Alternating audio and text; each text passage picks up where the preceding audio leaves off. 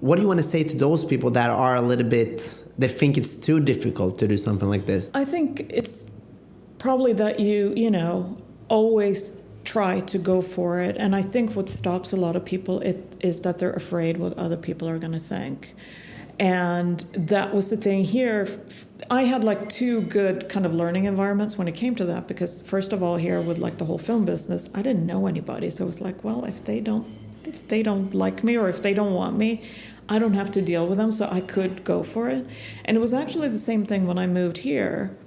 I contacted like the man who, his name is Walter Murch, who was like the sound guru of all, like everybody had like him as like the guy to I mean, he did like The Godfather and the Conversation, all these like classic, you know, movies like in the 80s, 90s, whatnot.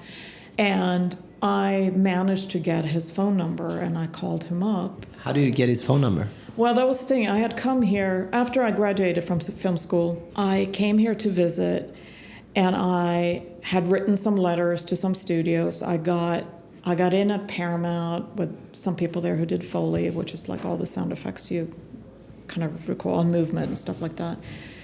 And I was there visiting, and then I met this other guy who was there recording something, and he had a company. And then for some reason, Walter Murch's name came up, and he was like, oh, but here's his phone number. So I call him up, and this was before cell phones and all that. So I come home like a day later or something, and he had left a message on the machine.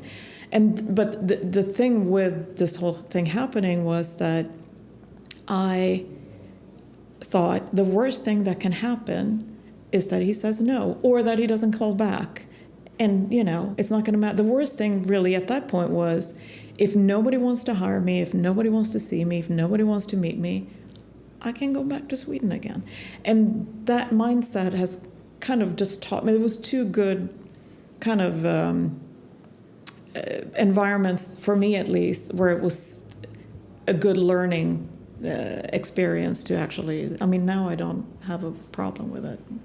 But it takes a lot of courage. So I'm curious, what did you say to him when you called up, and what did he say to you when he left the voicemail? Oh yeah, this was interesting, because I was here visiting, and I was actually still in film school at the time, and this was in the summer, and you know, he calls me up, and I say, I'm a huge fan of your work, and is there any chance that we can meet? And as it turned out, he was in LA mixing a movie at the time, because he lives up in Northern California.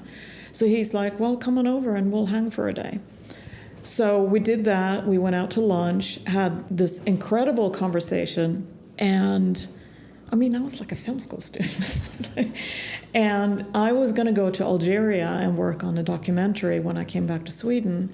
And we were talking about that and everything. And then flash forward, I don't know, maybe 3-4 years or something like that, I'm actually working on a movie where he was the picture editor, because he was not just a sound designer and sound mixer, he was also a picture editor. And it was one of the first movies I worked on here. It was called First Night. And he was the picture editor.